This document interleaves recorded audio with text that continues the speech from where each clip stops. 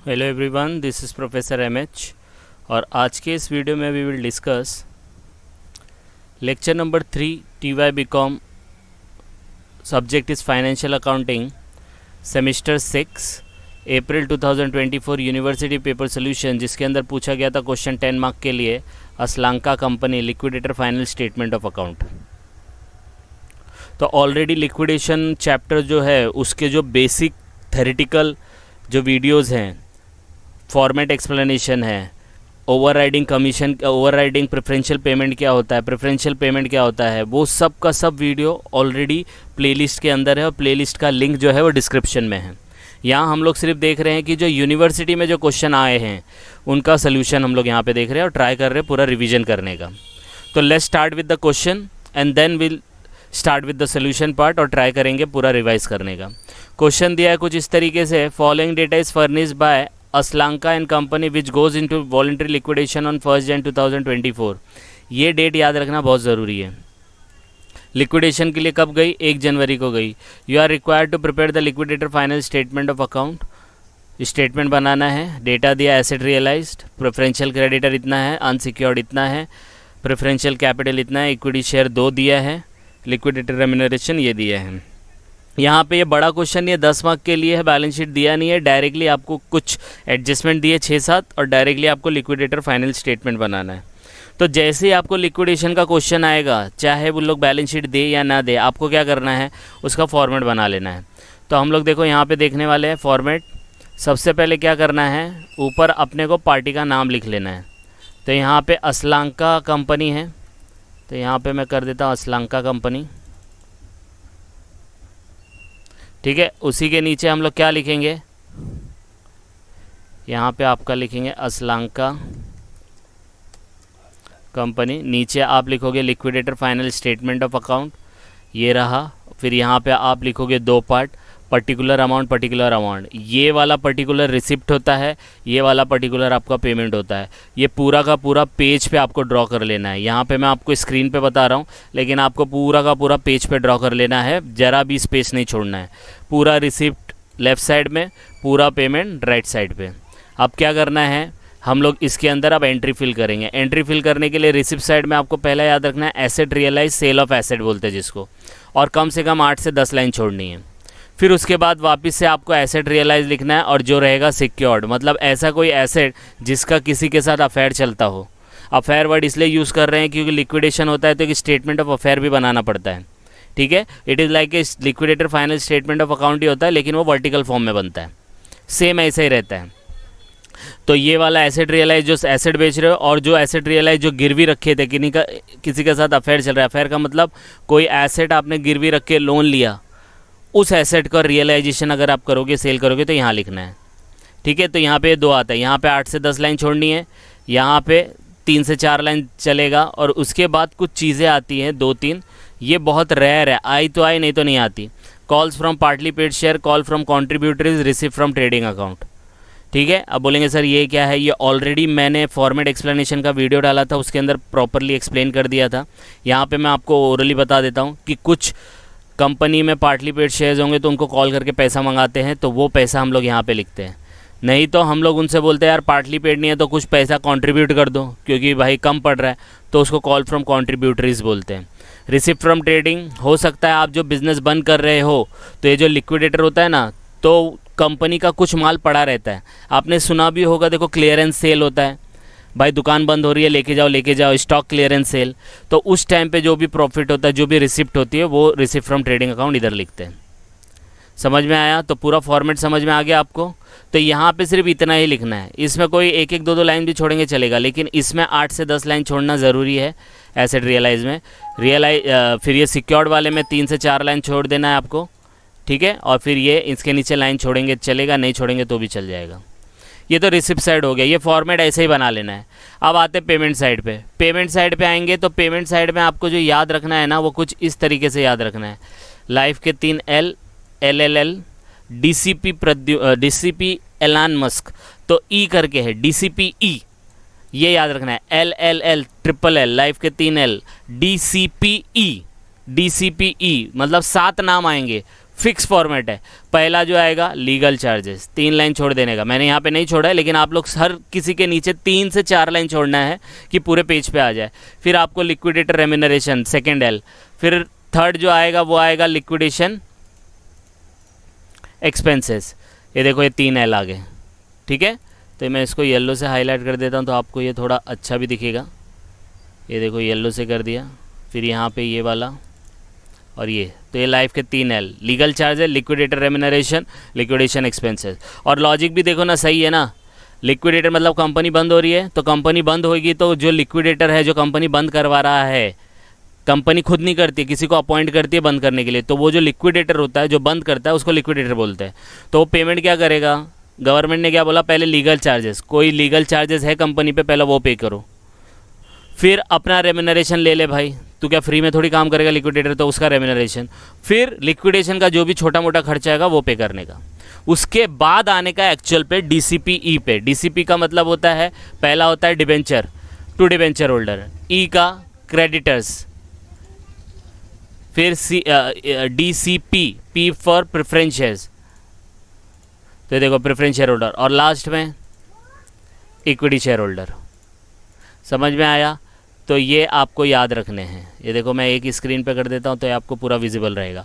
तो यहाँ पे ये 2 नाम तो कॉमन आने ही आने, और यहाँ पे 7 नाम, लाइफ के 3 L, legal, liquidator remuneration, liquidation expenses, फिर debenture, creditor, preference, equity, debenture, creditor, preference, equity. बस ये फॉर्मेट बन गया। देखो हर एक के नीचे 3-3 लाइन छोड़ा है मैंने, बराबर है। अब क्या करना है, अब आप क्वेश्चन पे आओ। क्वेश्चन में याद रखना है, बहुत बच्चों को समझ में नहीं आता है कि स्टार्ट कैसे करना है। तो जितना भी क्वेश्चन आपको दिया रहेगा उसमें याद रखना है, सबसे पहले आप इसको फिल करो।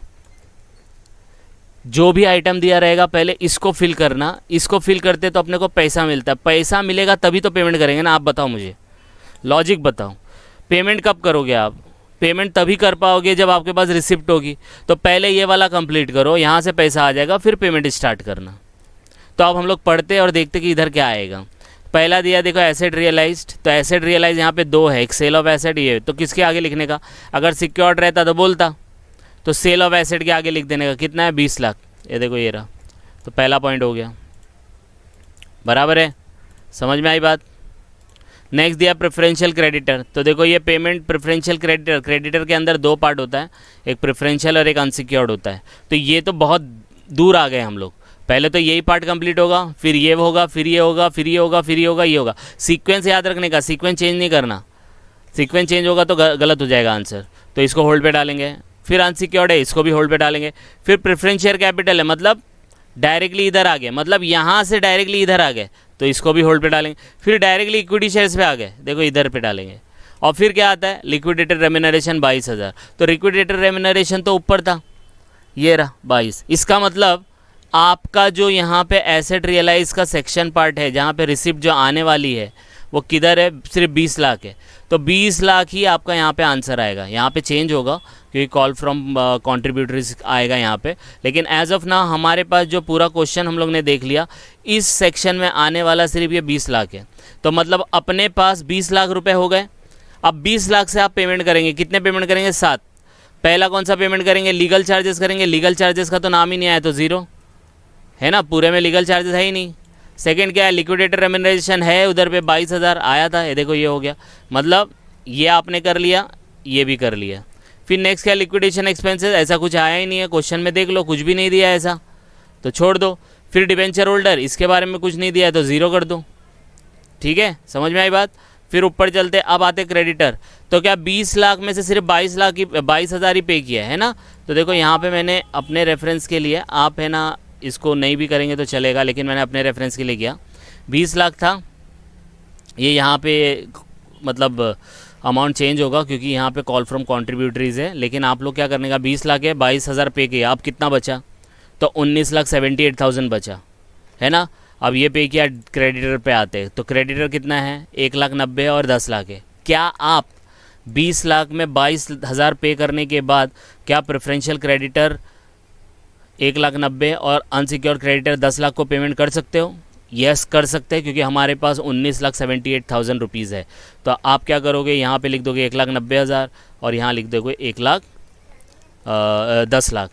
अब फाइंड आउट करने का कि आपके पास पैसा कितना बचा है। तो आपके पास 20 लाख थे, 20 में से आपने 22,000 पे कर दिया, माइनस फिर 1,90,000 पे कर दिया, फिर आपने 10 लाख पे कर दिया, बराबर है। तो आपके पास कितना बचा? 7,88,000 बचा। ठीक है, अब आएगा मज़ा, अब आएगा मज़ा। तो इसको मैं क्या करता हूँ, इसमें से ये सब डिलीट मारता हूँ जो यूसेज नहीं है। ठीक है, आप लोग को एग्ज़ाम में तो छोड़ना ही है क्योंकि पता नहीं कौन सा आइटम आ जाए। ओके, तो ये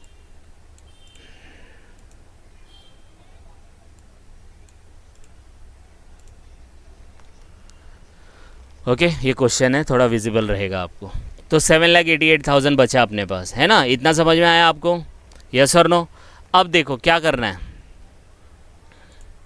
अब हम लोग करेंगे प्रेफरेंस शेयर होल्डर को पेमेंट करेंगे। अब प्रेफरेंस शेयर होल्डर को पेमेंट करेंगे तो प्रेफरेंस शेयर होल्डर का अमाउंट कितना है? तो देखो ये भी हो गया, ये भी हो गया, ये भी हो गया, ये भी हो गया, बचे ये 3 प्रेफरेंस और इक्विटी बचे, और लास्ट में यही 2 बचे हैं। तो प्रेफरेंस शेयर होल्डर को पैसा कितना देना है? 8 लाख देना है कि नहीं देना है कितना अपने पास है? कितना? 7,88,000 है। तो क्या आप पेमेंट कर पाओगे? कि क्या आप पेमेंट कर पाओगे? नहीं कर पाओगे, राइट? क्यों? क्योंकि उसको देना है आपको कितना? 8 लाख देना है। ठीक है, और यहाँ पे बचा है 788, मतलब अभी भी 12,000 की कमी है। अब 12,000 की कमी है तो इसको कैसे पूरा करेंगे? अब देखो मैं आपको रिवाइज़ कर रहा हूँ, बता रहा हूँ, ध्यान से सुनना। अगर ये इक्विटी शेयर्स 2 दिए हैं, देखो यहाँ पे एक 80 रुपये पेड अप दिया है और एक 50 रुपये पेड अप दिया है। अगर अज्यूम करो कि यहाँ पे सिर्फ एक ही दिया होता, ठीक है, तो आप 7,88,000 इनको पूरा पे कर देते और चले जाते चुपचाप। लेकिन यहाँ पे 2 इक्विटी शेयर्स दिया है, इसका मतलब यहाँ पे भी पेड अप है, इसने भी कम दिया, इसने भी कम दिया, 2 जन मिल है। तो जब कभी भी आप अगर पेमेंट करने जाओ और आपको पैसे की कमी पड़े तो आप जितना पेमेंट कर रहे हो उतना कर दो। अगर एक ही इक्विटी शेयर का डिटेल दिया है तो, अगर 2 इक्विटी शेयर का डिटेल दिया है और पार्टली पेड अप दिया है तो आपको एक कैलकुलेशन करना पड़ेगा और ये जो कमी पड़ रही है इसको पूरा करना पड़ेगा। ठीक है, अब देखो यहाँ पे आपको कन्फ्यूजन हो रहा है, बोले सर समझा नहीं, क्या बोले आप? 788 यहाँ पे है ना, अगर आपने 788 यहाँ पे लिख दिया और इसको टैली कर दिया तो समझ जाना आपको 10 में से 7 या 8 ही मिलेगा, 2 मार्क्स नहीं मिलेगा। वो क्यों नहीं मिलेगा मैं बताता हूँ। अगर आपने 788 लिख सकते हैं यहाँ पे, अगर यहाँ पे एक ही इक्विटी शेयर का डिटेल दिया होता तो। अगर 2 इक्विटी शेयर का डिटेल दिया है, 2 इक्विटी शेयर का डिटेल दिया है तो आपको क्या करना पड़ेगा? दोनों इक्विटी शेयर से मांगना पड़ेगा कि भाई पैसा दो और इसका पूरा पैसा करके दो।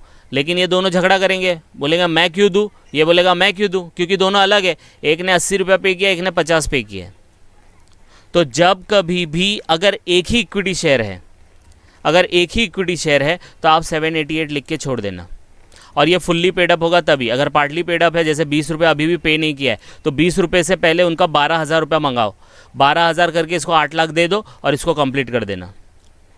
समझ में आया? लेकिन यहाँ पे पैसा कमी पड़ रही है तो आप एक से नहीं मंगा सकते क्योंकि यहाँ पे 2 लोग हैं, 2 ओनर है, तो दोनों से मंगाने का। अब दोनों बोलेंगे भाई मैं क्यों दूँ, मैंने तो 80 पे किया, ये बोलता है मैं 50 पे किया, मैं तो दूंगा ही नहीं, हम लोग ज़्यादा है। तो बोलेंगे लड़ो मत, हम लोग इसका एक सोल्यूशन निकालते हैं। सोल्यूशन कैसे निकलेगा? हम लोग यहाँ पे निकालेंगे working note, calculation of amount to be called from equity share holder. कितना कॉल करेंगे तो जितना जितना पैसे की ज़रूरत है हम लोग उतना उतना लिखते जाएंगे। तो पहला प्रेफरेंस शेयर कैपिटल को कितना देना है? 8 लाख। फिर बोलेंगे भाई तुमने कितना दिया, फर्स्ट ओनर ने, तो उसने 10,000 शेयर है, 80 रुपये दिया, तो वो भी 8 लाख है। फिर दूसरा कितना है? 16,000 50 के हिसाब से है, तो उसने कितना दिया? तो ये तो टोटल कितना हो गया? 24 लाख हो गया। अब 24 लाख है, अपने पास कैश कितना अवेलेबल है?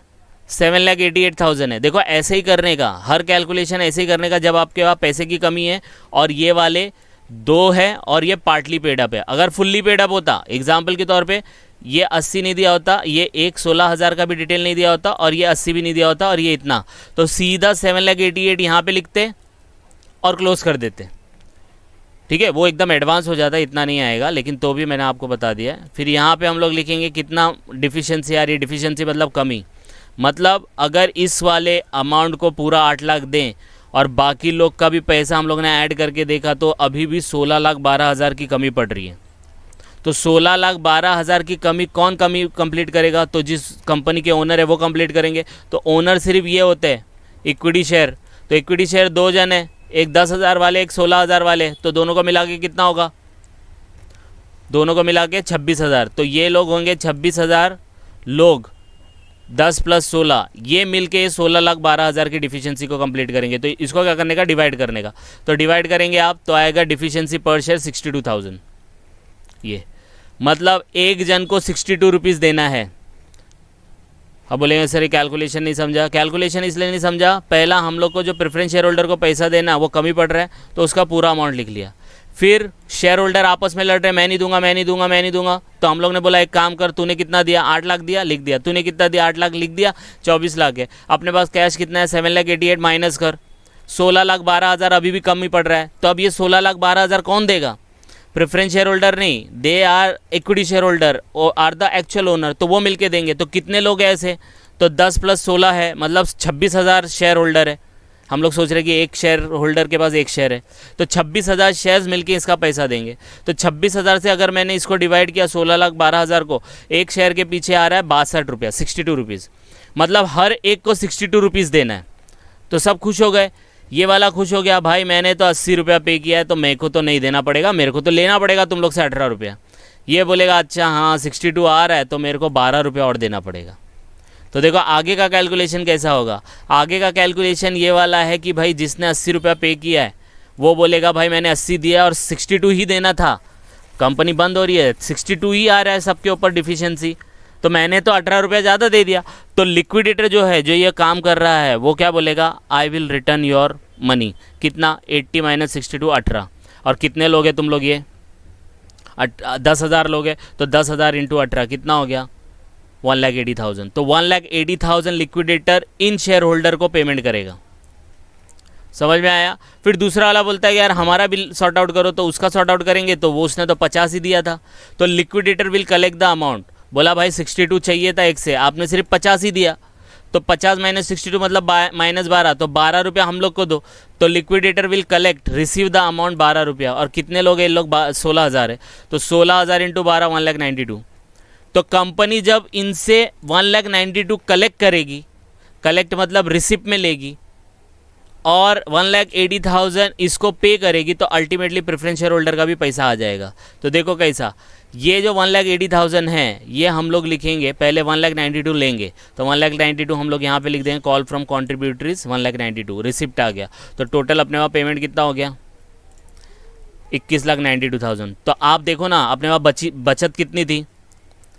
7,88,000 थी ना, अब 192 और आ गया, तो टोटल अपने पास कितना रह गया? तो अपने पास अब पैसा हो गया, इसको ऐड किया, 9,80,000 हो गया। हो गया कि नहीं हो गया? बराबर है। अब किसको पे करना है? तो 1,80,000 पे कर दो। तो अगर इक्विटी शेयर होल्डर को आपने 1,80,000 पे कर दिया तो यहाँ से माइनस कर दो 1,80,000। तो जैसे ही आप 9,80,000 में से 1,80,000 माइनस करोगे, सॉरी, तो 8 लाख बचेगा। तो 8 लाख किसको दे दोगे आप? प्रेफरेंस शेयर होल्डर को। और जैसे ही ये दोगे ये टैली हो जाएगा ऐसे। समझ में आया? यस और नो? तो इसका आप स्क्रीनशॉट ले लो और ये कैलकुलेशन आप देख सकते हो। ठीक है, कैसे हम लोग ने निकाला, इसको इसी तरीके से निकालना है। ठीक है, फिर एक बार और बता दूं कि ये मगजमारी कब करनी है। ये मगजमारी तब करनी है अगर आप प्रेफरेंस शेयर होल्डर को पैसे देने जाओ और पैसे की कमी पड़े, और सामने वाला इक्विटी शेयर है और उसने कम पे किया है, पार्टली पेड अप है और एक से ज़्यादा है, तब ये कैलकुलेशन करने का। अगर पैसे की कमी है और ये पार्टली पेड अप भी नहीं है और एक ही इक्विटी शेयर है, तो उसको उतना ही पैसा दे देने का और बोलने का भाई अब हम नहीं देंगे। वह अलग बात है कि इक्विटी शेयर बाद में बोलेगा कि भाई चलो हम लोग दे देते अपनी जेब से, उसको बोलते हैं कॉल फ्रॉम कॉन्ट्रीब्यूटरीज। ठीक है, पार्टली पेड अप है, आप इधर पे भी लिख सकते हो, इधर पे उतना कोई चेक नहीं करता है। लेकिन याद रखना ये कैलकुलेशन तभी करना जब पैसा प्रेफरेंस शेयर होल्डर को कम पे करना पड़े, कमी हो, और इक्विटी शेयर होल्डर ने पूरा पैसा अपने शेयर का ना दिया हो और एक से ज़्यादा इक्विटी शेयर्स हो, तब ये मगजमारी करेंगे। अगर इसको 7,88,000 देना था, ठीक है, और ये वाला सेक्शन नहीं था, समझो ये वाला, और ये 80 रुपया भी नहीं था, पूरा 100 रुपये पेड अप था, तो दो कंडीशन हो सकती है कि पूरा 7,88,000 इसको दे दो और बोल दो माफ़ी मांग लो भाई अब नहीं दे सकते, या हो सकता है इक्विटी शेयर 12,000 रुपया कॉन्ट्रीब्यूट करे और तब उसको 7,80,000 दे दो। तो ये मैंने आपको पूरा वेरिएशन बता दिया कि अगर एग्जामिनर ने आपको एग्ज़ाम में पूछा तो इस तरीके से पूछ सकता है, इससे ज़्यादा नहीं रहेगा। आई बात समझ में? तो इसको गो थ्रू करो। इसके और भी बहुत सारे वीडियो हैं जिसका मैंने प्लेलिस्ट बना के डाला है, TY BCom financial accounting semester 6 करके, उसमें जाके आप पूरा कॉन्सेप्ट इसका समझ सकते हो। ठीक है, तो जस्ट गो थ्रू इट। कुछ डाउट आएगा तो please comment and please like and subscribe for more videos. Thank you.